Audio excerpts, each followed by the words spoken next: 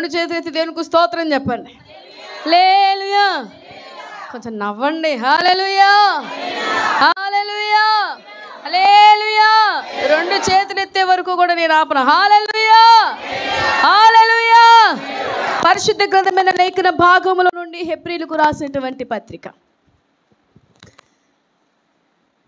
11వ అధ్యాయములో ప్రభు నా యొక్క మనసులో ఉంచినటువంటి ఒక మాట మీ ముందు ఉంచాలని ఆశపడుతూ ఉన్నాను. 11వ అధ్యాయము 24, 26 కలిసి ఉంటాయి.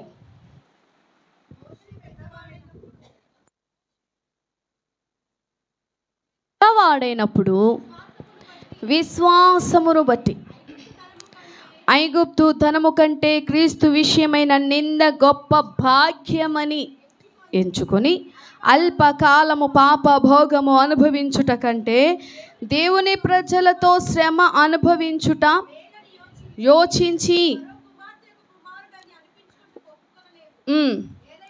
ఏలయనగా అతడు ప్రతిఫలముగా కలగవు బహుమానమందు దృష్టి ఉంచెను. అందరూ ఒకసారి చేతులు అల్లాడిస్తూ ప్రభువా నీవు మాతో మాట్లాడుచున్నందుకు వందనాలయ్యా.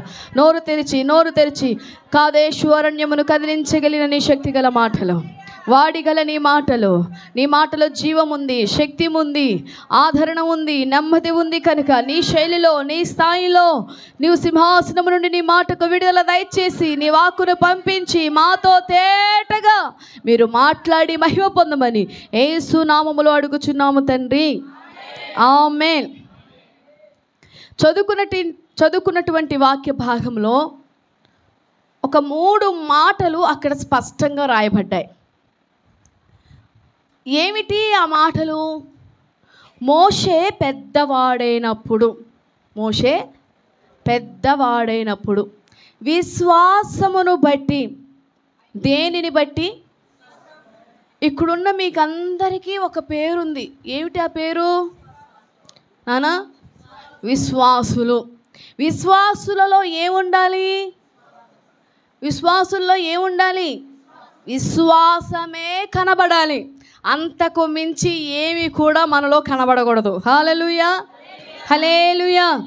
మోషే పెద్దవాడైనప్పుడు విశ్వాసమును బట్టి అక్కడ మోషేలో ఒక 3 శ్రేష్టమైనటువంటి తాను ఎంచుకున్నటువంటి దాన్ని ఒక 3 భాగాలు చెప్పి అదే క్రమములో ఉన్నటువంటి వ్యక్తిని మీ ముందు ఉంచాలని ఆశపడుతున్నాను. క్రైస్తవ జీవితములో, విశ్వాస జీవితములో మనము దినదినము ఏమి అవ్వాలి అంటే పెద్దగా అవ్వాలి. మన వయసు పెరుగుతూనే కొద్దీ, మనము ఎదుగుతున్న కొద్దీ నీతో పాటు నీ ఆత్మీయమైనటువంటి జీవితము కూడా అభివృద్ధి అవ్వాలి. ఆత్మీయమైనటువంటి జీవితములో అభివృద్ధి అయ్యేటప్పుడు నీ విశ్వాసము కూడా అధికం అవ్వాలి. నీ యొక్క పురోగతి అంటారు. అంటే నీ విశ్వాసమే కావచ్చు, నీ ప్రార్థన కావచ్చు, నీ యొక్క మోకాళ్ళ అనుభవం కావచ్చు, అది ఏదైనా సరే నీవు అభివృద్ధి అవుతున్నప్పుడు, నీవు పెద్దవాడవుతున్నప్పుడు ఆత్మీయ జీవితంలో కూడా ప్రతిదీ ఆయన మన జీవితంలో హెచ్చుగా వాటిని మార్చునుగాక. హల్లెలూయా. ఇప్పుడు అంటే నీవు పెద్దగా అవుతున్న కొద్దీ, నీలో విశ్వాస క్రమము పెరిగే కొద్దీ, నీవు ఆత్మీయ లెవెల్స్ పెరిగే కొద్దీ, నీ యొక్క వాక్య ధ్యానం పెరిగే కొద్దీ నీకంటూ ఒక అనుభవం వచ్చింది. కనుక ఆ అనుభవం నీ ఎదుటి వారికి కావచ్చు, నీ తోటి వారికి కావచ్చు, నీ ఇరుగు పొరుగు వారికి కావచ్చు, నా దేవుడు నీ ఆత్మీయ అభివృద్ధిని బట్టి నిన్ను అనేకుల ఎదుట ఒక సాక్షి సమూహముగా ఆయన నిలబెడతాడు. హల్లెలూయా. భౌతికపరమైనటువంటి ఆశీర్వాదాలు వస్తే ఆహా ఆ కుటుంబం చూడండి దేవుడు వారు ఎంతగా డెవలప్ అయ్యారని అనుకుంటారో, మనల్ని చూసి, మన విశ్వాసాన్ని చూసి, మన ప్రార్థనను చూసి, మన ఆత్మీయ స్థితిని చూసి సేవకులు కానీ, విశ్వాసులు కానీ, సంఘము కానీ, ఆత్మీయులు కానీ నీ విశ్వాసమును బట్టి వారు సాక్ష్యం ఇచ్చుదురుగాక. నీ విశ్వాసమే నీ ఆత్మీయ జీవితాన్ని, నీ కుటుంబాన్ని ఒక ఉన్నతమైన స్థానములో నిలవబెట్టిందని నీవు సాక్ష్యము పొందుకుందువుగాక. హల్లెలూయా. ఇక్కడ మోషే పెద్దవాడైనప్పుడు విశ్వాసమును బట్టి ఒకటి దానిని ఎంచుకున్నాడంట. చూడండి, ఐగుప్తు ధనము కంటే క్రీస్తు విషయమైన నింద గొప్ప భాగ్యమని ఎంచుకున్నాడు అన్న దగ్గర మీరు ఒకసారి రౌండప్ చేసుకోండి. దేనిని బట్టి ఎంచుకున్నాడు నానా? దేనిని బట్టి ఎంచుకున్నాడు? విశ్వాసమును బట్టి. ఇప్పుడు ఎన్నికలు జరుగుతున్నాయి. ఎన్నికలలో ఏది బెస్ట్ అని మనం ఎన్నిక చేసుకుంటున్నామో, నీ విశ్వాస జీవితంలో నీవు అభివృద్ధి అయ్యే కొద్దీ నీవు క్రమక్రమముగా, పిల్లలు ఎలాగైతే క్రమక్రమముగా ఎదుగుతూ ఉన్నారో ఆ క్రమములో ఎదిగే కొద్దట నీవు విశ్వాసమును బట్టి కొన్ని ఎంచుకోవాలి. అంటే ఏది మంచో, ఏది చెడో, దేనిని స్వీకరించాలో, దేనిని వదిలిపెట్టాలో, ఏది బెస్ట్, ఏది గుడ్డో, ఏది బ్యాడో అన్నీ నీవే నిర్ణయించుకోవాలి.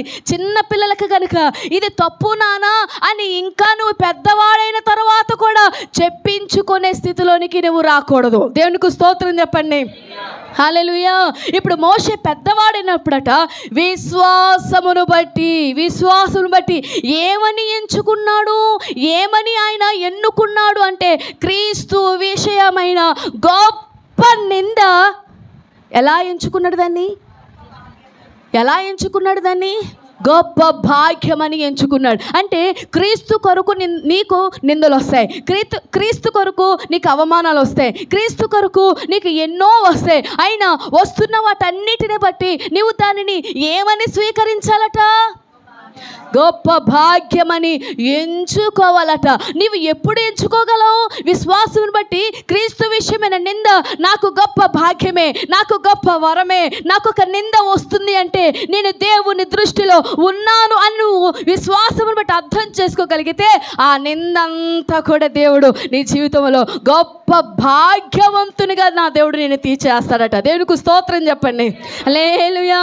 అయ్యా, నిన్ను వెంబడిస్తున్నందుకు నాకు ఈ నిందలేంటయ్యా, నాకు ఈ అవమానాలేంటయ్యా, నన్ను తృణీకరిస్తున్నారయ్యా, నన్ను అవమానిస్తున్నారయ్యా, నన్ను గేలి చేస్తున్నారయ్యా అని నీవు నిరుత్సాహపడకూడదు. నీవు నిరుత్సాహపడుతున్నావంటే నీలో ఏమి లేదు. కానీ విశ్వాసం ఉన్న వ్యక్తి ఏం చేస్తాడు? విశ్వాసమును బట్టి ఆ నింద ఒక గొప్ప భాగ్యమని ఎంచుకొని బ్రతుకుతాడట.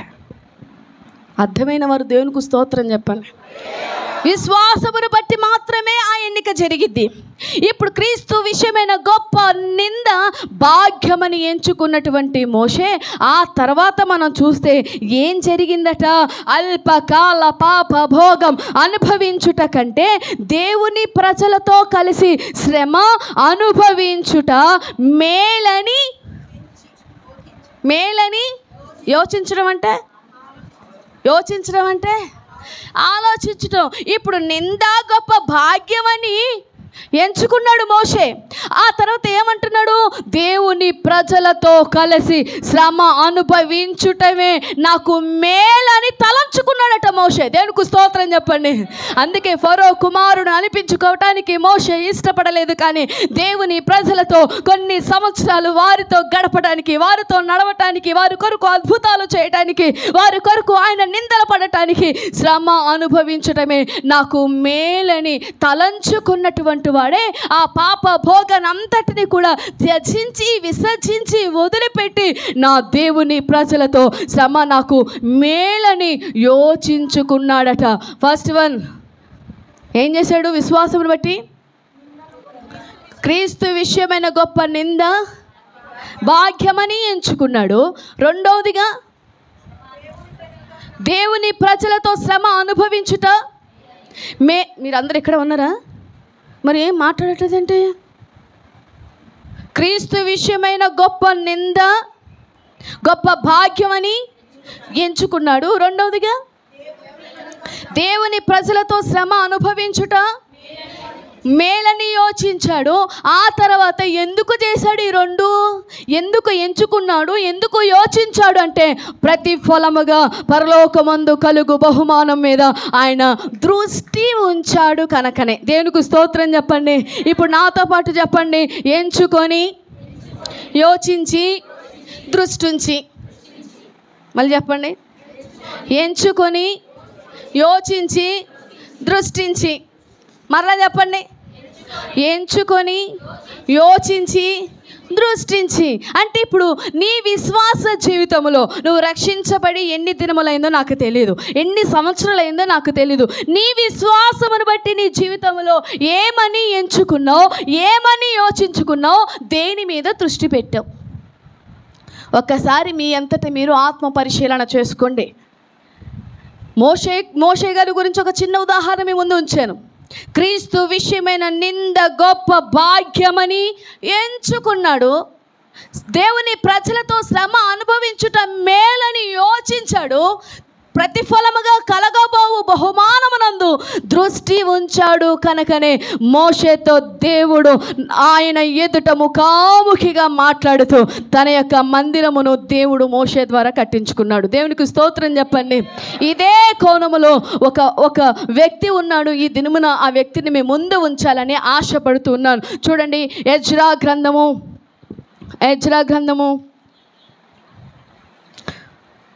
1వ అధ్యాయం.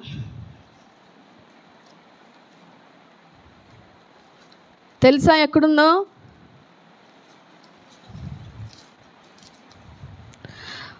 ఎజ్రా గ్రంథంలో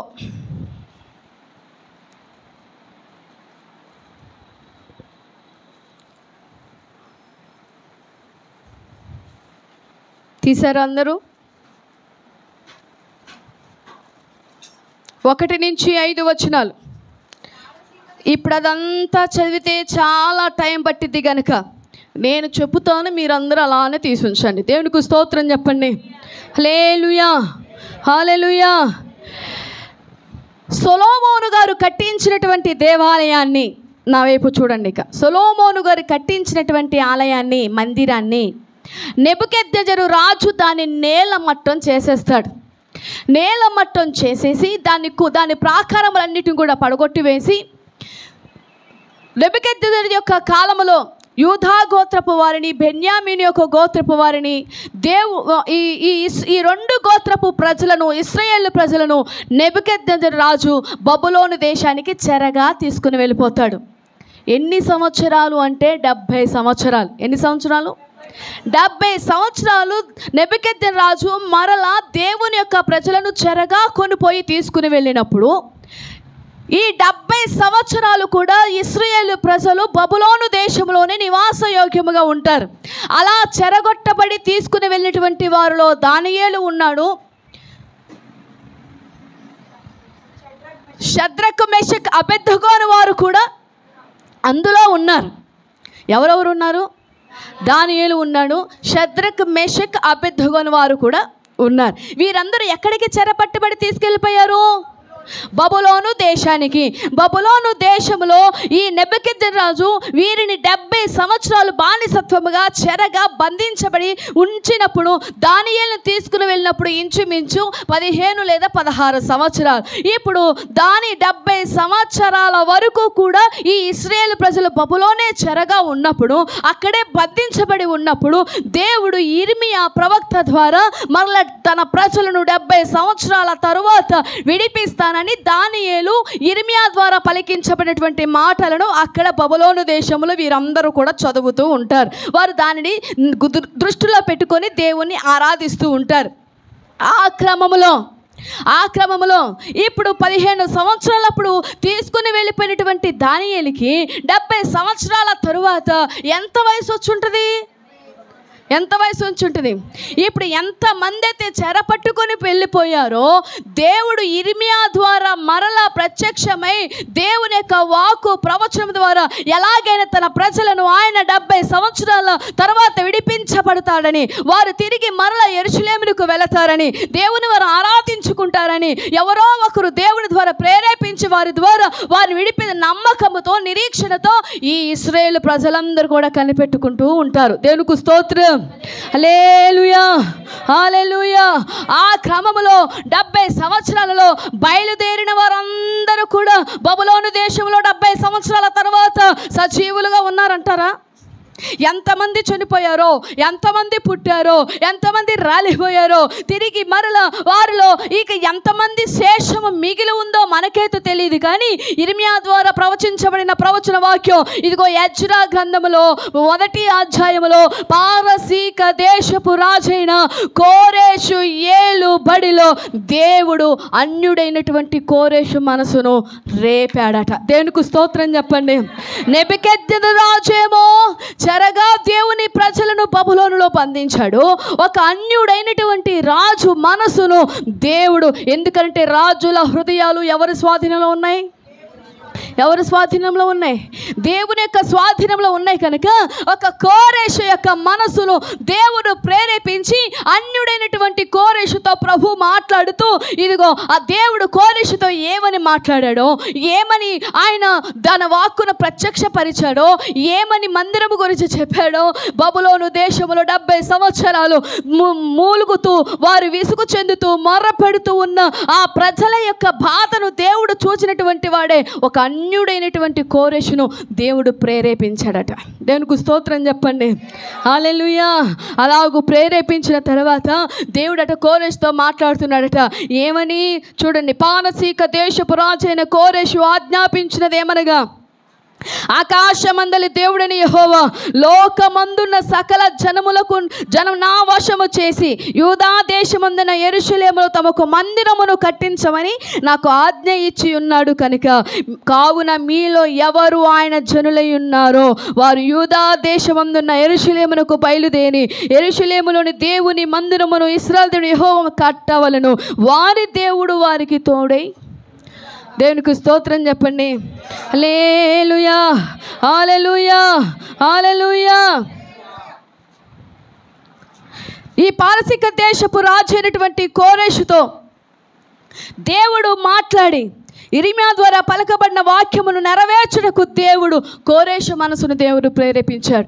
దేవుడు తన పనిని తాను జరిగించుకోవటానికి నీవు కాకపోయినా నేను కాకపోయినా తన పనిని దేవుడు చెయ్యాలనుకుంటే ఆ స్థానంలో దేవుడు అన్యులను కూడా ఆయన వాడుకునే దేవుడు. హల్లెలూయా, హల్లెలూయా, హల్లెలూయా.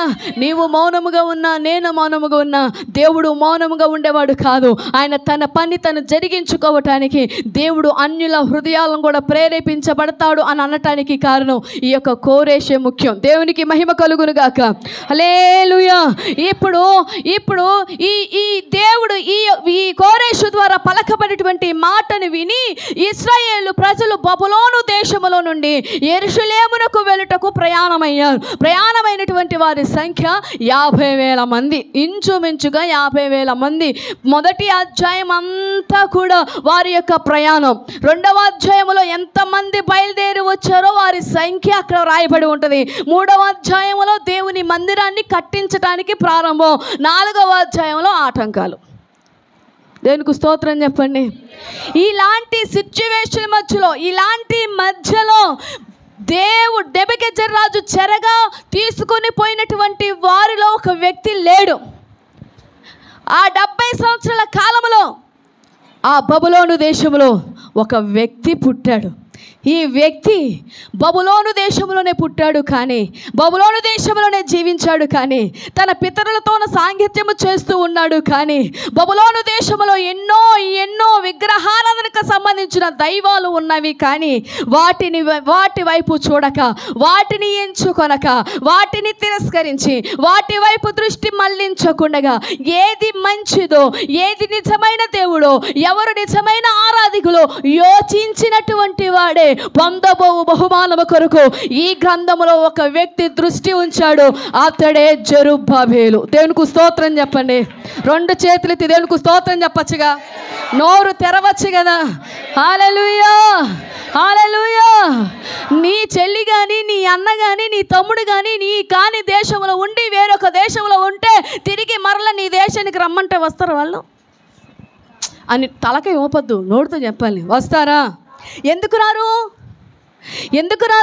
70 సంవత్సరాలు అంటే ఉన్నది 1 సంవత్సరం కాదు, ఉన్నది 2 సంవత్సరాలు కాదు, 70 సంవత్సరాలు. ఈ 70 సంవత్సరాలలో ఆ దేశపు అలవాట్లు అలవాటైపోతాయి, ఆ దేశపు రుచులు ఆ దేశపు వాతావరణం అంతా అలవాటు అయిపోతుంది. ఇప్పుడు దేవుడు 70 సంవత్సరాల తర్వాత మరలా మీరు మీ యొక్క దేశానికి తిరిగి రావాలి అంటే ఎంతమందికి ఇష్టం ఉంటుంది? ఎంతమందికి ఇష్టం ఉంటుంది? ఒకవేళ పెద్ద వయసులో ఉన్నటువంటి వారు, పితరులైనటువంటి వారు, వారు వదిలిపెట్టి వచ్చినటువంటి ఆ యెరూషలేము మీద వారి ప్రాణము కొట్టుకున్నా, అక్కడ పుట్టినటువంటి వారికి, అక్కడ జన్మించినటువంటి వారికి, ఆ దేశంలో పుట్టినటువంటి వారికి ఈ దేశం యొక్క స్థితిగతులు తెలిసి వస్తారా? యెరూషలేమును గురించి తెలిసి వస్తారా? మేము ఇక్కడే పుట్టాం కదా, మేము ఇక్కడే పెరిగాం కదా, ఇక్కడ ఉన్నటువంటి వాతావరణం మాకు అలవాటు అయిపోయింది. తిరిగి మరలా మీరు విడిచిపెట్టి వచ్చినటువంటి స్థలానికి మీ దేవుడు మాట్లాడితే మీరు వెళ్ళండి. మేము మాత్రం ఎందుకనంటే ఇక్కడ వాతావరణం అలవాటు అయిపోయింది, ఇక్కడ అభిరుచులు అలవాటు అయిపోయినాయి, ఇక్కడ మనుషులు, ఇక్కడ భాష, ఇక్కడ వస్త్రధరణ అంతా అలవాటు అయిపోయింది కనుక తిరిగి మేము అక్కడ రాలేము, అక్కడ పరిస్థితులు మళ్ళీ అలవాటు చేసుకోవటం కష్టం అని అనేవాళ్ళు లేరా? ఉన్నారు. కానీ సరి అయిన దానిని ఎంచుకొని యోచించి దృష్టి ఉంచి వారి పితరుల దేవుడు ఎవరో తెలుసుకొని ఒక ప్రత్యేకమైన వానిగా, ఒక పరాయి దేశములో, ఒక అన్యుని యొక్క దేశములో, ఒక విగ్రహారాధనకు సంబంధించిన దేశములో తనను తాను ప్రత్యేకపరుచుకొని దేవుని కొరకే బ్రతికినవాడు జెరుబ్బాబెలు. దేవునికి స్తోత్రం చెప్పండి. హల్లెలూయా, హల్లెలూయా. 2 చేతులతో దేవునికి స్తోత్రం చెప్పాలి. మీరు సహకరించకపోతే ఆపేస్తా. హల్లెలూయా, హల్లెలూయా. జెరుబ్బాబెలు యెరూషలేము నుంచి వెళ్ళాడా? బబులోనికి వెళ్ళాడా? బాబేలు అంటే ఏం గుర్తుకు రావాలి? మీ మనసు వెంటనే ఎక్కడికి వెళ్ళాలి? గోపురం దగ్గరికి వెళ్ళాలి. ఎక్కడుందా గోపురం? ఎక్కడుంది? ఆది కాండంలో ఉంది. బాబేలు గోపురాన్ని కట్టాడు అక్కడ. ఈ జెరుబ్బాబెలు ఆ బబులోనులో పుట్టినప్పటికీ, ఆ బబులోనే తన జీవిత విధానం జీవిస్తున్నప్పటికీ తాను ఎవరో, తాను పుట్టిక ఏమిటో, తన ఆరాధికుడు ఎవరో, తన దేవుడు ఎవరో, తను పూజించవలసినది ఎవరో, తన బబులోను దేశంలో ఎన్నో విగ్రహారాధనకు సంబంధించినవి తన దేశంలో కనబడుతూ ఉన్న వాటిని గురించి తెలుసుకొని ఏది బెస్టో ఎంచుకొని తన నిజమైన దేవుడు ఎవరో తెలుసుకొని దాని యందు దృష్టి ఉంచి తాను నివసిస్తున్నటువంటి బబులోనులో అపవిత్రత కానీ, మాలిన్యము కానీ, కళంకము కానీ, ముడత కానీ, మచ్చ కానీ ఏది కూడా తన జీవితానికి అంటకుండా పవిత్రుడై దేవుని కొరకు వేరై ఒక పరాయి దేశములో తనను తాను కాపాడుకున్నటువంటి వ్యక్తి జెరుబ్బాబెలు. దేవునికి స్తోత్రం చెప్పండి. హల్లెలూయా. తామర పువ్వు ఎంతమందికి తెలుసు? తామర పువ్వు విత్తనం ఎక్కడ వేస్తారు? దాని పుట్టిక ఎక్కడ? దాని గోత్రం ఎక్కడ? అది పెరిగేది ఎక్కడ? దాని పెంపకం ఎక్కడ? దానికి ఒక వనం వేస్తారా? అది పుట్టేది, పెరిగేది, నివసించేది అంత ఎక్కడ? బురదలో. కానీ నేను బురదలో పుట్టాను, బురదలో పెరిగాను, బురదలోనే నా జీవితం అని బురదంతా అంటించుకొని పెరిగిద్ది. అది బురదంతా అంటించుకొని వికసిస్తే ఏ ప్రజానికి అనేది ఆకర్షించదు. కానీ దాని ఆకర్షణకు గుర్తేమిటో తెలుసా? దాని పుట్టుక, దాని శైలి అంత బురదలో అయినా అది వికసించేటప్పుడు, అది ఒక పువ్వుగా తయారై బయటికి వచ్చినప్పుడు దాని మీద బురద అంటించకుండగానే ఒక ప్రత్యేకమైన జీవితాన్ని జీవిస్తూ అనేకుల దృష్టిని ఆకర్షిస్తుంది ఒక తామర పువ్వు. దేవునికి స్తోత్రం చెప్పండి. ఇప్పుడు జెరుబ్బాబెలు కూడా మట్టిలో ఒక మాణిక్యమైనటువంటి వాడు. మట్టిలో పుట్టినవాడే, కానీ మాణిక్యం, మట్టి అంటకుండా బతికినటువంటి వాడు. ఎక్కడి నుంచి వచ్చాడో తన పితరులు చెప్పారు. తన యొక్క నివాస స్థలం ఏంటో, మనం ఎన్ని దినములు ఈ భూమి మీద ఉన్న యాత్రికులము, పరదేశులమై ఉన్నాము కనుక నానా కొడక, ఇదిగో ఇది మనకి స్థిరమైనటువంటి స్థలము కాదు. ఇదిగో మనం చెర పెట్టబడి వచ్చినటువంటి వారు, మనం బానిసలుగా వచ్చి ఉన్నాం. నీవు వీటి మీద నీవు ఆశ పెట్టుకోవద్దు. ఈ బబులోను ప్రాంతం మీద నీవు ఇదే జీవితం అని, ఇదే నీ యొక్క ఉండవలసిన స్థలం అని, లేదా ఇదే నీ యొక్క ప్రాణం అని నువ్వు దేన్ని కూడా ఎంచుకోవద్దు. కానీ మనం ఆరాధించే స్థలం యెరూషలేములో ఉంది. దేవుడు మనకి ఎప్పుడో విడుదలనిస్తాడు. అప్పటి వరకు మనం కాపాడుకోవాలి. అప్పటి వరకు మన యొక్క పవిత్రతను మనం కాపాడుకోవాలి. అప్పటి వరకు మన భక్తిని కాపాడుకోవాలి. అప్పటి వరకు మన విశ్వాసాన్ని కాపాడుకోవాలి. తన పితరులు చెప్పిన దానిని బట్టి జెరుబ్బాబెలు బబులోను దేశములో ప్రత్యేకంగా జీవిస్తూ పరిశుద్ధతను కాపాడుకున్నవాడు జెరుబ్బాబెలు. దేవునికి మహిమ కలుగును గాక. హల్లెలూయా. ఆ దేశంలో ఉన్న విగ్రహాలను ఫాలో అవ్వలేదండి. నీకు ఎవరు కనబడితే వాళ్ళు ఫాలో అవుతావు. ఏ ఇన్స్టాగ్రామ్ కనబడితే ఆ ఇన్స్టాగ్రామ్ ఫాలో అవటమే. జాగ్రత్త. మీ పిల్లలు ఇన్స్టాగ్రామ్లో రీల్స్ చేస్తూ అది చేస్తూ ఇది చేస్తూ అది చేస్తూ ఆహా నా పిల్లలు చాలా షోలు ఇస్తున్నారని భ్రమపడమాక. దేవునికి స్తోత్రం చెప్పండి. హల్లెలూయా. బబులోను దేశములో అన్యునిగా వెళ్ళినటువంటి చెరపెట్టబడి వెళ్ళినటువంటి ఈ యొక్క జెరుబ్బాబెలు అందులో ఉన్న ప్రాంతీయపు భాష కానీ అందులో ఉన్న జీవన శైలి కానీ ఫాలో అవ్వలేదు. కానీ వారి పితరులు ఆజ్ఞాపించిన చెప్పిన బోధ ఉపదేశమును విని నేర్చుకున్నవాడే ఆరాధికుడైన దేవాతి దేవుని ఫాలో అయ్యేవాడు. దేవునికి మహిమ కలుగును గాక. హల్లెలూయా. నేను అంటే నువ్వు ఎవరిని ఫాలో అవుతున్నావు? ఎవరిని ఫాలో బ్రతుకుతున్నావు? జాగ్రత్త. ఈ లోకంలో నీవు నేను నివసిస్తున్నావు. ఈ లోకంలో నీవు నేను బ్రతుకుతూ ఉన్నావు. ఈ లోకపు ఛాయ, ఈ లోకపు అపరిశుద్ధత, ఈ లోకపు అపవిత్రత, ఈ లోకపు మాలిన్యం మన దేహానికి అంటకుండగా ఎప్పటికప్పుడు ప్రభు దగ్గర మనము పవిత్రులమై జీవించుదుముగాక. మనము ప్రత్యేకంగా జీవించుదుముగాక. నీవు దేవునిలో ఉంటే నీ వస్త్రాలు ప్రత్యేకంగా ఉంటాయి. నువ్వు దేవుని ఆరాధిస్తున్న వ్యక్తివైతే నీ మాట ప్రత్యేకంగా ఉంటుంది. నీ జీవన శైలి ప్రత్యేకంగా ఉంటుంది. నీ చూపు ప్రత్యేకంగా ఉంటుంది. నీ మార్గాలు ప్రత్యేకంగా ఉంటాయి. నీ నడవడిక ప్రత్యేకంగా ఉంటుంది. ఏదైనా ఒక ప్రత్యేకత ఒక విశ్వాసి సంపాదించుకోవాలి. దేవునికి స్తోత్రం చెప్దాం. హల్లెలూయా. హల్లెలూయా. ఈ లోకంలో ఉంటున్నావు కదా. నీ ప్రత్యేకత ఏమిటి? నీ ప్రత్యేకత నీ అన్యజనులు గుర్తిస్తున్నారా? నీ ప్రత్యేకత నీ బంధువులు గుర్తిస్తున్నారా? నీలో ఉన్న విశేషం ఏమిటో నీ ఆత్మీయులు గమనిస్తున్నారా? నీవు ఏదో వచ్చి వెళ్ళిపోతాం అనేది కాదండి. దేవుని ఆరాధించే ఒక విశ్వాసిగా నీవు దేవుని ఎదురుని ఏదో ఒక ప్రత్యేకత నీలో ఇతరులు చూచుదురుగాక. నీవు అటువంటి స్థానంలో ఎదుగుదువుగాక. అటువంటి అభివృద్ధిని నువ్వు సంపాదించుకుందువుగాక. ఏమిటి నీ అభివృద్ధి? ఏమిటి నీ ప్రత్యేకత? ఏమిటి నీలో ఉన్న విశేషం? ఏది నీలో అనేకులను ఆకర్షిస్తుంది? ఒకసారి ఆలోచన చేయి. అన్యుల దేశంలోనే ఉంటూ తనకు తానుగా ఒక ప్రత్యేకమైన జీవితాన్ని జీవించాడు జెరుబ్బాబెలు. రెండవదిగా నేను జ్ఞాపకం చేస్తున్నాను ఎజ్రా గ్రంథములో 3వ అధ్యాయములో మీరు ఇంటికి వెళ్ళాక ఎజ్రా 1, 2, 3, 4 చదివితేనే చక్కగా సందేశం మంచిగా అర్థమవుతుంది. 3వ అధ్యాయం 1 నుంచి మీరు చూసినట్లయితే ఇప్పుడు మొదటి అధ్యాయం ఏమని చెప్పాను? వారు ప్రయాణమయ్యారు. ఎక్కడికి? బబులోను నుండి యెరూషలేమునకు ప్రయాణమయ్యారు. 2వ అధ్యాయంలో బయలుదేరిన వారి సంఖ్య అక్కడ రాయబడి ఉంది. 3వ అధ్యాయంలో బయలుదేరి వచ్చినటువంటి వారు ఇప్పుడు మందిరమును ప్రారంభించటానికి పూనుకున్నారు. దేవునికి స్తోత్రం చెప్పండి. హల్లెలూయా. హల్లెలూయా. మందిరమును కట్టుటకు వారు ప్రారంభించారు. చూడండి, వారు బయలుదేరి ప్రయాణమై యెరూషలేమునకు వచ్చిన తరువాత వారు మోషే అనుగ్రహించినటువంటి ధర్మశాస్త్ర గ్రంథాన్ని చదివి రాగానే యెరూషలేములో వారు చేసిన మొట్టమొదటి పని ఏమిటంటే బలిపీఠమును వారు కట్టారు. దేవునికి మహిమ కలుగును గాక. హల్లెలూయా. రాగానే యెరూషలేమునకు వచ్చేసి దేవుడు మాకు ఇర్మియా ద్వారా పలకబడిన ప్రవచన వాక్యాలు అన్యుడైన పారసీక దేశపు రాజైన కోరేషు ద్వారా మాకు బయలుపరచబడింది కనుక రాళ్ళేవి, సిమెంట్ ఏది, ఇక ఇసుకేది అన్ని అడిగి అప్పటికప్పుడే పనిని ప్రారంభించలేదండి. వారు ధర్మశాస్త్ర గ్రంథాన్ని వారు చేత పట్టుకున్నవారు. ధర్మశాస్త్ర గ్రంథాన్ని చదువుతున్నటువంటి వారు.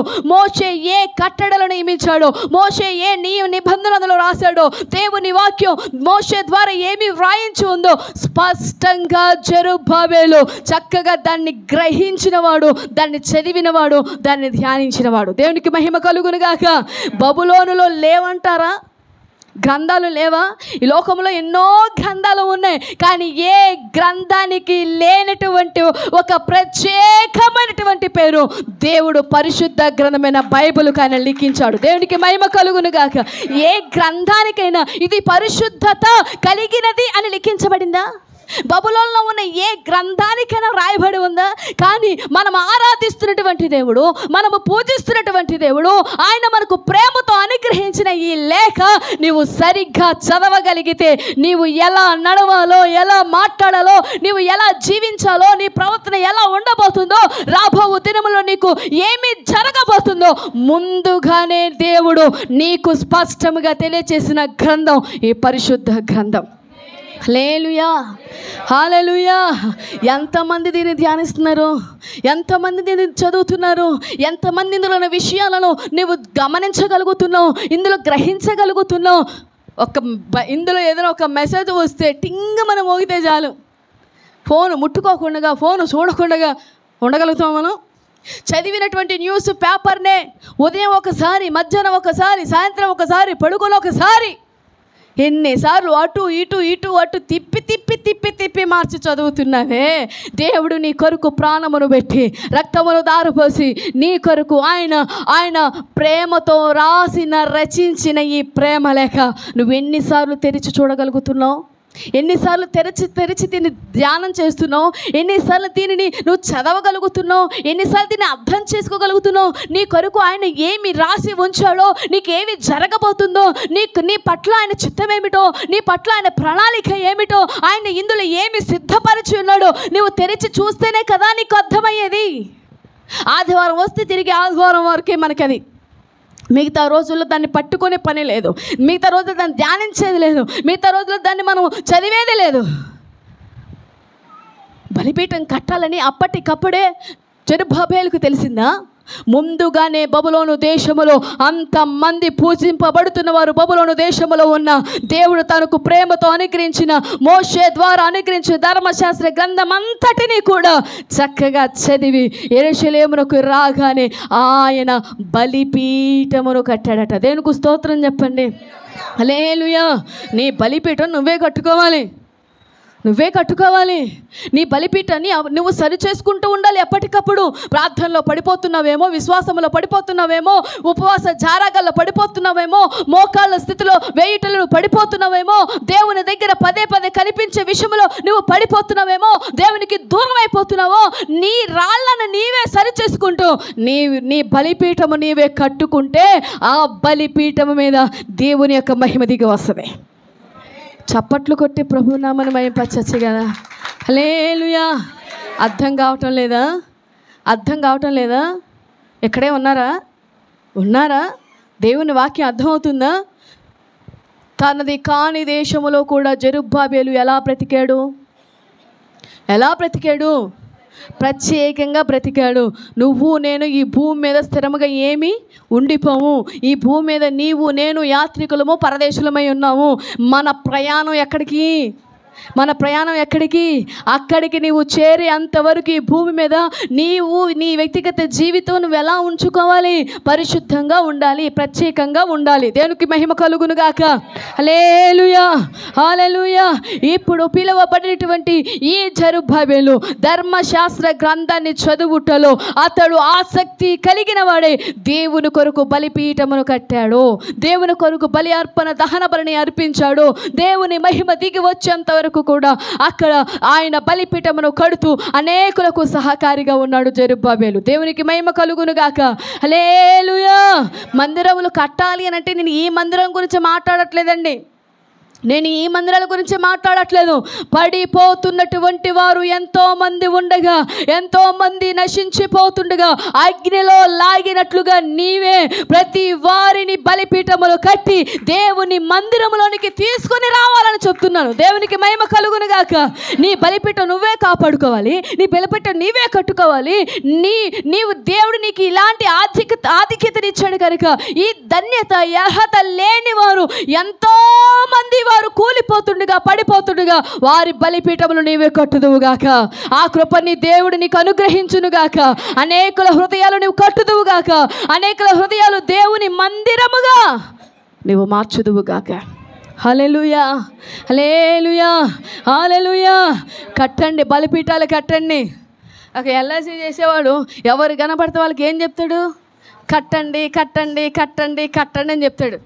నువ్వేం చేయాలి?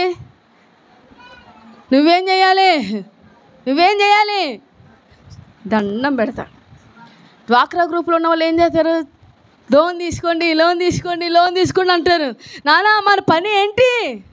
దేవుడు నిన్ను నన్ను ఎందుకు ఈ విశ్వాసుల గుంపులో ఉంచాడు? ఎందుకో తెలుసా? పడిపోతున్నటువంటి ప్రాకారాలన్నీ, బలిపీఠాలన్నీ మనమందరము కూడా కట్టుదుముగాక. వారందరినీ దేవుని మందిరంలోకి తీసుకుని వద్దుముగాక. వారి మీదకి దేవుని మహిమ దిగి వచ్చునుగాక. హల్లెలూయా. ఇప్పుడు మూడోదిగా నేను జ్ఞాపకం చేస్తున్నాను. పిలువబడినటువంటి జెరుబ్బవేలు ప్రత్యేకంగా బ్రతికినటువంటి వాడే, పరిశుద్ధమైన జీవితాన్ని జీవించినటువంటి వాడే, బలిపీఠములు కడుతూ దేవునికి దహన బలులను అర్పిస్తూ మూడవదిగా మూడవ అధ్యాయం లాస్ట్లోనే ఉంటుంది, దేవుని ప్రజలతో కలిసి స్తుతిస్తూ అనుభవాన్ని కలిగినటువంటి వాడంట జెరుబ్బవేలు. దేవునికి మహిమ కలుగునుగాక.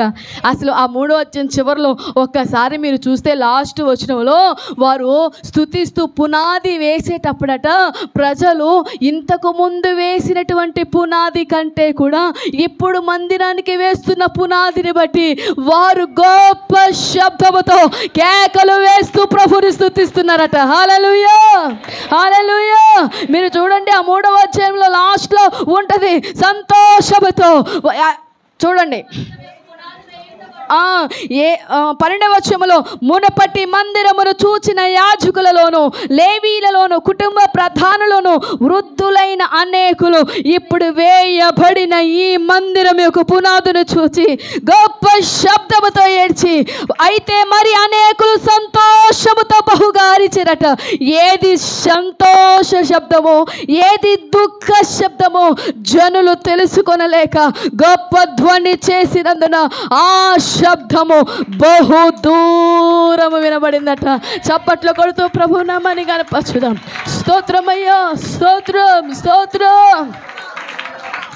పునాది వేసేటప్పుడట ప్రజలందరూ కూడా సొలొమోను కట్టించినప్పుడు పునాది కంటే, సొలొమోను మందిర నిర్మాణము చేసినప్పుడు తను వేసిన పునాది కంటే జెరుబ్బవేలు ఒక విశేషమైన కృప కలిగిన వాడు కనుక తన యొక్క జీవితాన్ని అన్యుల వైపు, అన్యుల స్త్రీల వైపు తాను చూడకుండా పవిత్రముగా తనది కాని దేశములో తాను పవిత్రుడే జీవించాడు కనుక దేవుడు ఒక గొప్ప ఆధిక్యతను ఏర్పరచుకొని ఉన్న జెరుబ్బవేలుకు అనుగ్రహించడం ద్వారా జెరుబ్బవేలు బలిపీఠమును కట్టువాడు, జెరుబ్బవేలు ధర్మశాస్త్రమును ధ్యానించేవాడు, దేవుని వాక్యమును స్పష్టంగా ఎరిగినటువంటి వాడే మందిరమును కట్టేటప్పుడు ప్రజలందరూ కలిసి గొప్ప శబ్దముతో వారు ఏడుస్తూ స్తుతిస్తూ ఉంటే ఏది సంతోష శబ్దమో ఏది దుఃఖ శబ్దమో ఎవ్వరూ తెలుసుకొనలేక ఆ గొప్ప ధ్వని బహు దూరముగా వినబడిందట. దేవునికి మహిమ కలుగునుగాక.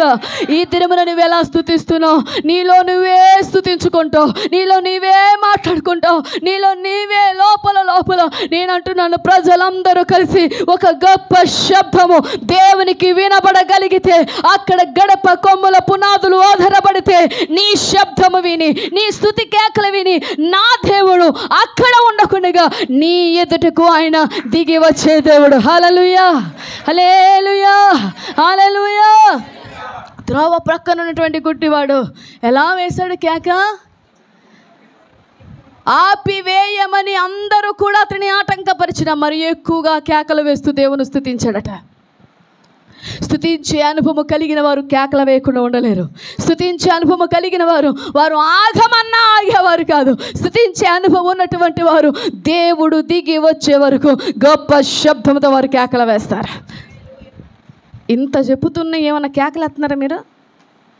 ఇంత అరుస్తున్నా కానీ గొప్ప శబ్దంతో బహు దూరం వినబడింది అంటే ఈ గోడ దాటి అవతల కూడా మనం వెళ్ళట్లా, మన అరుపులు వినబడట్లా. ఇక బహుదూరంగా పరలోకానికి ఎట్లా వినపడతాయి? దేవునికి స్తోత్రం చెప్పండి. హల్లెలూయా, హల్లెలూయా. స్తుతించేవాడు గొప్ప కేకలు వేస్తూ దేవుని స్తుతించాలి. పౌలు శీలలు చెరసాలలో, తనది కాదు ఆ స్థలం, పౌలు శీలలు అక్కడ స్తుతిస్తే చెరసాల పునాదులు ఏమైపోయినాయి?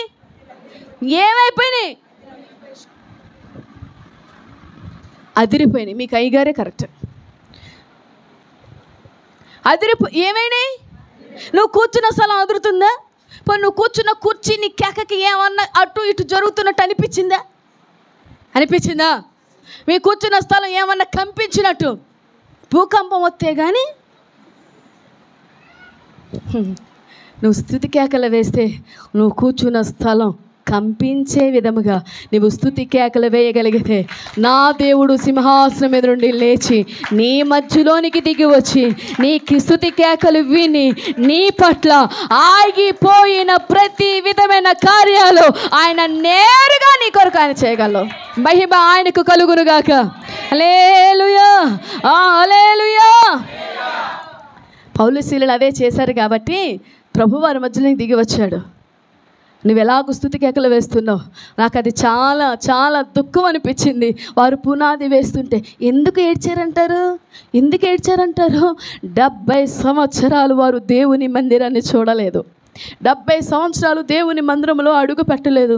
మనకు మందిరాలు ఉండి మందిరానికి రావాలంటే కష్టమైపోతుంది. మందిరాలకు అడుగు పెట్టాలంటే నీకు నాకు పెద్ద కష్టమైపోతుంది. ఈ మందిరాన్ని చూడాలంటే నీకు బోరు కొడుతుంది. కానీ 70 సంవత్సరాలు ఇశ్రాయేలు ప్రజలు బబులోనులో ఉంటే వారు ఆరాధించుకోలేదు కనుక, వారు దేవుని చూడలేదు కనుక, దేవుని మహిమ వారి మధ్యలోనికి రాలేదు కనుక, వారితో దేవుడు మాట్లాడుకునేటువంటి ఆ స్థలమును వారు కోల్పోయారు కనుక, దేవుని మందిరం మీద ఆశ పెట్టుకున్న ఇశ్రాయేలు ప్రజలు ఇప్పుడు పునాది వేస్తూ ఉంటే వారు స్తుతిస్తూ వారు ఏడుస్తూ మరలా మా యొక్క ప్రాంతానికి మరలా మాకు మందిరాన్ని ఇవ్వబోతున్నావయ్యా, మమ్మల్ని స్వేచ్ఛగా ఆరాధించుకోవడానికి నువ్వు మాకు కృప చూపించవయ్యా అని ఉప్పొంగుతున్నటువంటి ఆ యొక్క దుఃఖముతో దేవుణ్ణి స్తుతిస్తూ వారు కేకలు వేశారట. దేవునికి స్తోత్రం చెప్పండి. ఈ రోజున నీకు మందిరాలు ఉన్నాయి. ఈ రోజున ఆరాధించుకోవటానికి స్వేచ్ఛ నీకు ఉంది. అయినా మందిరంలోనికి రావటానికి మనకి ఏమవుతుందో నాకైతే తెలియదు. కానీ 70 సంవత్సరాలు వారు అన్యుల దేశంలో ఉండి, దేవా మాకు ఎప్పుడు ఆ మందిరాన్ని, ఎప్పుడు మమ్మల్ని నడిపిస్తావు? ఆ మందిరంలోకి నీ తేజస్సు దిగి వస్తుంది కదా, నీ బలము దిగి వచ్చే స్థలము కదా, నీ ప్రభావము దిగి వచ్చే స్థలము కదా, నీ మందిరపు మేళలు ఆ మందిరములో దాగి ఉన్నాయి కదా, మరలా మమ్మల్ని ఎప్పుడు తీసుకెళ్తావయ్యా అని ఎదురు చూస్తున్నటువంటి ఇశ్రాయేలు ప్రజలు ఇప్పుడు పునాది వేస్తూ ఉంటే వారు సంతోషముతో స్తుతి కేకలు వేస్తూ, ఏది సంతోష శబ్దము, ఏది దుఃఖ శబ్దము జనులు గుర్తించలేనంతగా ఆ కేకలు బహుదూరముగా వినిపిస్తున్నాయట. నువ్వు దేవుని మందిరానికి వచ్చినప్పుడు మౌనముగా ఉండటం కాదు, దేవుని మందిరంలో నీవు ఆరాధించడానికి వచ్చినప్పుడు మౌనముగా నీకు నువ్వుగా వెళ్ళిపోవటం కాదు. ఈ మందిరపు స్థలములో నువ్వు కేకలు వేయగలిగితే, ఈ మందిరములో దేవుడు ఉన్నాడని, ఆయన తేజస్సు ఉందని, ఆయన ప్రభావం ఉన్నదని, ఆయన కనికరము ఉందని, మందిరపు మేలు చేత ఆయన తృప్తి పరచగల దేవుడని నువ్వు నమ్మి రాగలిగితే, నా దేవుడు నిన్ను సిగ్గుపరచక నీ పక్షమే ఆయన వ్యాజ్యమాడే దేవుడు, నీ పక్షముగా తన కనికరాన్ని చూపే దేవుడు, నీ పక్షముగా భీకర కార్యాలు చేయగల శక్తి గల దేవుడు. నమ్మిన వారందరము కూడా ప్రభుకి గట్టిగా స్తోత్రాలాపన చేస్తూ, నీకు స్తోత్రమయ్యా యేసయ్యా, నీకు స్తోత్రమయ్యా, నీకు స్తోత్రమయ్యా. నీ ప్రభావము దిగి వచ్చునుగాక, నీ బలము దిగి వచ్చునుగాక, నీ తేజస్సు వీరిపై దిగి వచ్చునుగాక. రీవాల శరవరనందరి తీయలవర యేసు నామములో మందిరపు మేలు చేత మనము తృప్తి పొందుదుముగాక, తృప్తి పొందుదుముగాక. Thank you Lord. Hallelujah, hallelujah. ప్రజలందరూ అలాగున దేవుని స్తుతిస్తూ ఉన్నారు. 3వ అధ్యాయము వరకు కూడా మందిరాన్ని అంత సంతోషముగా ప్రారంభిస్తున్న క్రమంలో 4వ అధ్యాయం మొదటిలో వచ్చేసరికి ప్రతికూలతలో కూడా జెరుబ్బబేలు దేవుని కొరకు నిలబడినటువంటి వాడు. దేవునికి స్తోత్రం చెప్పండి. 4వ అధ్యాయంలో వచ్చేసరికి ప్రతికూలతలు వచ్చాయి. 4వ అధ్యాయంలో ఎప్పుడైతే మందిరాన్ని ప్రారంభించారో అక్కడ ఉన్నటువంటి కొంతమంది ప్రజలు కూడా, అయ్యా మీతో కూడా మేము మందిరాన్ని కడదాము అంటే ఈ జెరుబ్బబేలు అడ్డుకుంటాడు. ప్రభువు మాకు సెలవిచ్చాడు, ప్రభువు మాతో మాట్లాడాడు, మేమే కడతాం, మీరు చెయ్యి కలపవలసిన అవసరం లేదు, మీరు చెయ్యి వేయవలసిన అవసరం లేదు, దేవుని పని మాతోనే జరగాలని ఒక రోషముతో ఉన్నటువంటి జెరుబ్బబేలు వారిని వద్దనుకుంటాడు. ఎందుకో తెలుసా? వారు అవిశ్వాసులు కనుక, వారు పూర్తిగా దేవుని ఎరగని వారు కనుక, వెలుగుకి చీకటికి పొత్తు కుదరదు కనుక, ఒక విశ్వాసికి అవిశ్వాసికి సంబంధం లేదు కనుక జెరుబ్బాబెలుకు అక్కడ ప్రతికూలతలు ఏర్పరచబడతాయి. జెరుబ్బాబెలు వద్దు అన్నందుకు ఆ మిగిలిన వారు వెళ్ళి అధికారులతో మాట్లాడి మరలా ఆ మందిరం కట్టకుండా ఆపివేయబడుతుంది. ఎన్ని సంవత్సరాలు ఆపివేశారయ్యా అంటే 16 సంవత్సరాలు మరలా మందిరము కట్టబడుట ఆపివేయబడింది. దేవునికి స్తోత్రం చెప్పండి.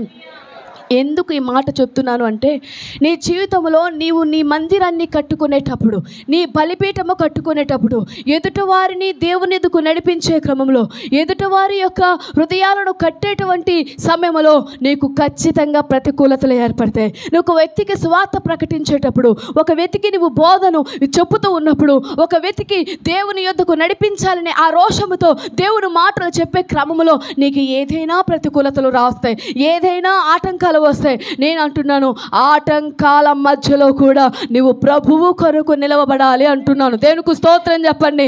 ఆ ఆటంకాలను లెక్క చేయకూడదు, ఆ బలహీనతలను లెక్క చేయకూడదు, ఆ సమస్యలను లెక్క చేయకూడదు. నీవు దేవుని కొరకు క్రమక్రమముగా ఆత్మీయంగా అభివృద్ధి పొందేటప్పుడు ఎన్నెన్నో వస్తాయి. నీ శరీరమే నీకు ఆటంకంగా మారుద్ది, నీ భర్తే నీకు ఒక ఆటంకంగా మారుతాడు, నీ భార్య నీకు ఆటంకంగా మారుద్ది, నీ ఇరుగు పొరుగు వారే, నీ అయిన వారే, నీ ప్రజలే, నీ వారే నిన్ను ఆటంకపరుస్తారు. అయితే ఆటంకపరుస్తున్నటువంటి వారిని లెక్క చేయకుండా నువ్వు నిలబడగలిగితే నా దేవుడు ఆయన కొరకు నిలబడిన వారిని చెయ్యి విడిచిపెట్టేవాడు కాదు. దేవునికి స్తోత్రం చెప్పండి. హల్లెలూయా, హల్లెలూయా. నిన్నటి దినమున మేము కనాను స్త్రీ గురించి జ్ఞాపకం చేసుకున్నాం. కనాను స్త్రీ తూరు సీదుల పట్టణం నుండి వచ్చింది, యేసు ప్రభు వారి దగ్గరికి వెళ్ళింది, ఆ ప్రభుని వెంబడిస్తూ ఉంది. నన్ను కరుణించయ్యా అంది. ప్రక్కన ఉన్నటువంటి శిష్యులు ఈమె మన వెంబడి రాకుండా ఉన్నట్లు, ఈమె నోరు మూసుకుని ఉండినట్లు నువ్వు ఆజ్ఞాపించయ్యా, కొంచెం ఈమెకి చెప్పయ్యా అంటే శిష్యులే ఆటంకపరుస్తున్నారు, శిష్యులే ఆమెను నోరు మూయించాలని చూస్తున్నారు. యేసు ప్రభు వారట ఆమె వైపు చూసి ఏమంటున్నాడు, ఇశ్రాయేలు ఇంటి వారైతేనే తప్ప ఇక నేను ఎవరికి నేను సహాయం చేయను అంటున్నాడు. ఆమె అయినా సరే నువ్వు ఇశ్రాయేలు గోత్రం కాదు కదా, నువ్వు ఇశ్రాయేలు జాతికి చెందిన దానివి కాదు కదా, నీకు నేను ఎందుకు సహాయం చేయాలని యేసు ప్రభువారే తనని ఆటంకపరుస్తున్నా ఆమె లెక్క చేయకుండా అయినను నీవే నాకు సహాయము చేయాలని ప్రభుని వెంబడించిందట ఆమె. దేనికి స్తోత్రం చెప్పండి. హల్లెలూయా, హల్లెలూయా. నా మాటలు అర్థమవుతున్నాయా? నీ భక్తి జీవితంలో ఆటంకాలు వస్తాయి, ఆటంకాలు వస్తాయి. త్రోవ ప్రక్క ఉన్నటువంటి గుడ్డివాడు ఏం చేశాడు, ప్రభువా దావీదు కుమారుడా కరుణించు అంటే శిష్యులు ఆగు అన్నారు. వాడు ఏం చేశాడు, మరి ఎక్కువగా చేశాడు. నిన్ను ఆటంకపరిచేవారు ఎవరైనా ఉంటే నువ్వేం చేయాలి నాన్న, ఏం చేయాలి, మరి ఎక్కువగా కేకలే. నిన్ను ఎవరిని ఏడిపిస్తున్నాడు అనుకో నువ్వేం చేయాలి, అది ఏడిపించు, మరి ఎక్కువ ఏడిపించు. కానీ ఆటంకాలు వస్తున్న వారిని మాత్రం లెక్క చేయమాక. దేవునికి స్తోత్రం చెప్పండి. ఈ కనాను స్త్రీ నువ్వు ఇశ్రాయేలు జాతికి చెందినవి కాదు అన్నా, నువ్వే నాకు సహాయం చేయి. ఆ తర్వాత ఏమన్నాడు, పిల్లల రొట్టె మొక్క తీసుకుని కుక్క పిల్లలకు వేయుట యుక్తం కాదని నీకు తెలుసు కదా అంటే ఆమె ఏమంటుంది తెలివిగా, యజమాని బల్ల మీద పడుతున్న రొట్టె మొక్కలు తినేది ఎవరయ్యా, ఎవరు కుక్క పిల్లలే కదా, నీవు అనుచున్నటువంటి ఆ కుక్క నేనే, ఆ కుక్క పిల్ల నేనే అంటే ప్రభు ఆ స్త్రీ ఆమెను ఎన్ని ఆటంకాలు పరుస్తున్నా, ఆమెను ఎంతగా తక్కువ చేసి చూసినా ఈమె నన్ను విడిచిపెట్టట్లేదు, ఈమె నన్ను వెంబడించడం మానట్లేదని నీ విశ్వాసం గొప్పది, నీవు కోరినట్టే నీకు కలుగునుగా అని పంపించాడు. దేవునికి స్తోత్రం చెప్పండి. హల్లెలూయా. ఆటంకాలు రావు నానా, క్రీస్తును నమ్మితే, క్రీస్తును వెంబడిస్తే, క్రీస్తును అంగీకరిస్తే, క్రీస్తును ఫాలో అవుతే మీకు ఏ ఆటంకాలు రావు, అన్ని పూలబాటే అని దేవుడు చెప్పారా? మీకు మేము చెప్పామా? చెప్పలా. ఆటంకాలు వస్తాయి, అభ్యంతరాలు వస్తాయి, అయినా సరే ప్రభువు కొరకు నువ్వు నిలబడగలిగితే ప్రభువే నిన్ను అనేకులకు సాక్షిగా అనేకులు ఎదుట నిలబడతాడు. దేవునికి మహిమ కలుగును గాక. హల్లెలూయా, హల్లెలూయా, హల్లెలూయా. నీకేం ఆటంకాలు వస్తున్నాయో గమనించుకో. ఆ ఆటంకాలను ఎదిరించు, ఆటంకాలు పోరాడు, అందరూ కూడా నిలబడు, అందరూ కూడా విశ్వాసి, నేను ఒక విశ్వాసిని, నేను ఓడిపోవటానికి వీలు లేదని ధైర్యంగా నేను నిలబడు, నా దేవుడు నేను బలపరుస్తాడు. దేవునికి మహిమ కలుగురుగాక. ఇంకొక మాట నేను చెప్తున్నాను చూడండి, ఈ 4వ అధ్యాయంలో 4వది ఇప్పుడు ప్రతికూలతలో వచ్చిన నిలబడ్డాడు, దేవుని కొరకు నిలబడ్డాడు, ఆటంకాలను ఆయన పక్కకు పెట్టివేశాడు. అలా 16 సంవత్సరాలు ఇక వీరు దేవుని మందిరాన్ని కట్టడం మర్చిపోయారు, ఎవరి పనులు వాళ్ళు చేసుకుంటున్నారు. అలాంటి సమయంలో వారి మధ్యలోనికి ప్రభువు హగ్గైని పంపించాడు. దేవునికి స్తోత్రం చెప్పండి. హగ్గై గ్రంథం 2వ అధ్యాయము. మీరు ఎన్ని అధ్యాయాలు ఉన్నాయి? తీయకముందే చెప్పాలి.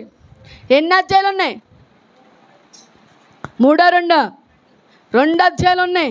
ఆ 2వ అధ్యాయంలో మీరు ఇంటికి వెళ్ళి ఆ 2 అధ్యాయాలు నెమ్మదిగా చక్కగా మీరు చదువుకుంటే 16 సంవత్సరాలు దేవుని కృప కొరకు కనిపెడుతున్నటువంటి జెరుబ్బయలు టైం అంతటి కూడా మరలా దేవుడు హగ్గై ద్వారా దేవుడు మరలా వారితో మాట్లాడాడు. దేవునికి స్తోత్రం చెప్పండి. హల్లెలూయా. సమయం ఇంకా రాలేదని మీరు చంపివేసిన ఇళ్లలో మీరు నివసించుట న్యాయమా అని ఆ హగ్గై గ్రంథం 2వ అధ్యాయం 4వ వచనం చదవండి ఒకసారి. అయినను యెహోవా ఆజ్ఞ ఇచ్చినదేమనగా, జెరుబ్బయలు ధైర్యము తెచ్చుకో, ప్రధాన యాజకుడకు యెహోజాదాకు కుమారుడు యెహోషువ ధైర్యము తెచ్చుకో, దేశంలో ఉన్న సమస్త జనులారా ధైర్యము తెచ్చుకొని పని జరిగించుడి, నేను మీకు తోడుగా ఉన్నాను, ఇదే సైన్యములకు అధిపతి యెహోవాకు నా ఆత్మ మీ మధ్యలో ఉన్నది కనుక భయపడకుడి. 2 చేతులైతే దేవునికి స్తోత్రం చెప్పండి. దేవుని ఆత్మ మా మధ్యలో మా కుటుంబంలో ఉన్నది అన్నవాళ్ళు ధైర్యంగా చేతులు ఎత్తండి. నా మాట వినపడిందా? దేవుని ఆత్మ మా మధ్యలో మా కుటుంబంలో ఉన్నది అన్నవాళ్ళు ధైర్యంగా చేతులు ఎత్తండి. నేను హల్లు చెప్పమల్లా, చేతులు ఎత్తమన్నా. దేవుని ఆత్మ మీ మధ్యలో ఉంటే మీరు ఇక దేనికి భయపడకుందురుగాక. దేవునికి స్తోత్రం చెప్పండి. ఇప్పుడు 16 సంవత్సరాలు మందిరం ఆగిపోయింది. ఎవరి ఇళ్లలో వాళ్ళు ఉంటున్నారు, ఎవరి సంతోషం వాళ్ళది, ఎవరి పనులు వాళ్ళవి. ఇప్పుడు దేవుడు హగ్గైని పంపించి సమయం ఇంకా రాలేదని ఎందుకు మీరు మౌనంగా ఉంటున్నారు? ఎందుకు సరంపి వేసిన గృహాల్లో మీరు జీవిస్తున్నారు? జెరుబ్బయలు తిరిగి నువ్వు లే, ధైర్యము తెచ్చుకో, ఇదిగో నీవు మరలా దేవుని పనిని ప్రారంభించవలసి ఉంది. దేవునికి స్తోత్రం చెప్పండి. హల్లెలూయా, హల్లెలూయా, హల్లెలూయా.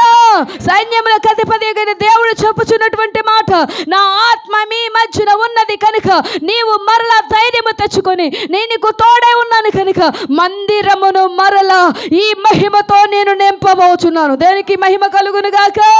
హల్లెలూయా.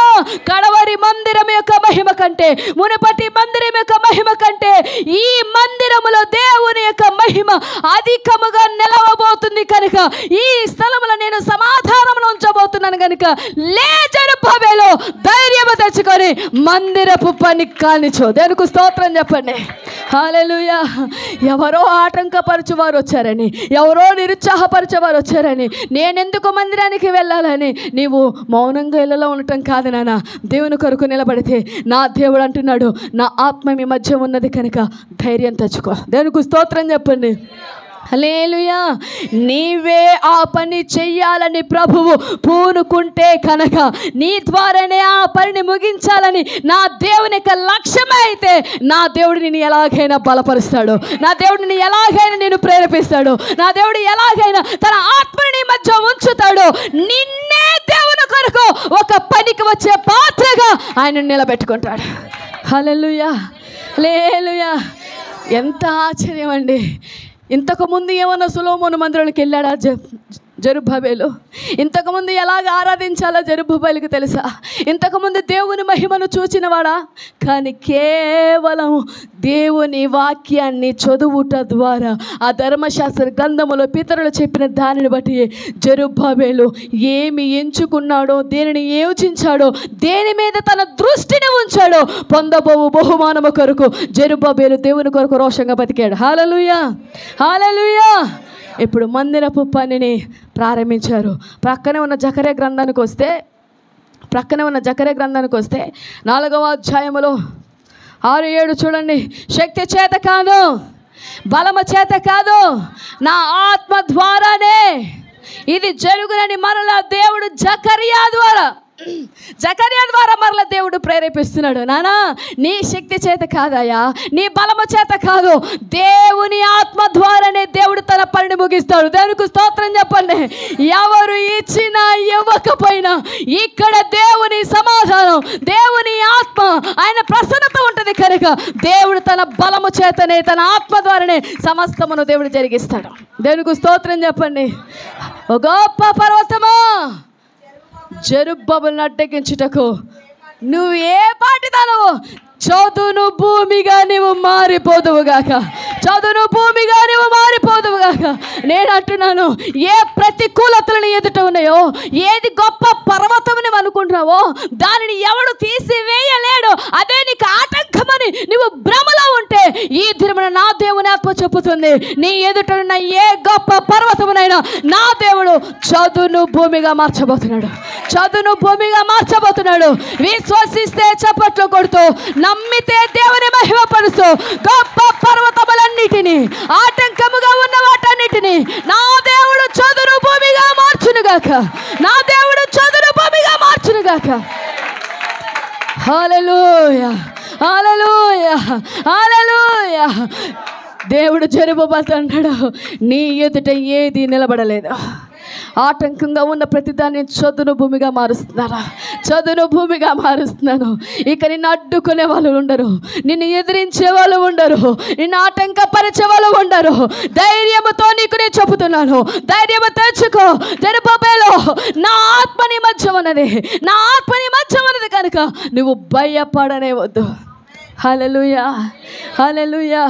వారు పనిని ప్రారంభించారు. దేవుడట ఇంతకు ముందు ఉన్నటువంటి మందిరపు మహిమ కంటే కడపటి మందిరం యొక్క మహిమ దేవుడు మరి ఎక్కువగా దాన్ని అధికం చేసేసాడట. దేవునికి స్తోత్రం చెప్పండి. ఒకరిని రక్షించే విషయంలో, ఒకరిని దేవుని దగ్గరికి నడిపించే విషయంలో, ఒకరిని దేవుని కొరకు సిద్ధపరుస్తున్న క్రమంలో నీకు ఎన్ని ఆటంకాలు వచ్చినా ధైర్యము తెచ్చుకో. వారిని ప్రభు వైపుకు నడిపించు. వారి మీద దేవుడు ప్రకాశత రాబోతుంది, వారి మీదకి దేవుని వెలుగు రాబోతుంది, వారి మీదకి దేవుని మహిమ దిగి రాబోతుంది. హల్లెలూయా, హల్లెలూయా. ఏ జెరుబ్బయలు అలాగున దేవుని పనిని ప్రారంభించాడు. హగ్గై గ్రంథములో ఇక లాస్ట్గా నేను చెప్తున్నాను, హగ్గై గ్రంథం 2వ అధ్యాయంలో చివరి వచనం కనుక మనం చూసినట్లయితే, నా సేవకుడును షయల్తీయేలు కుమారుడువైన జెరుబ్బయలు, నేను నిన్ను ఏర్పరచుకొని ఉన్నాను కనుక ఆ దినమున తీసుకొని నిన్ను ముద్రయుంగరముగా చేతును. దేవునికి స్తోత్రం చెప్పండి.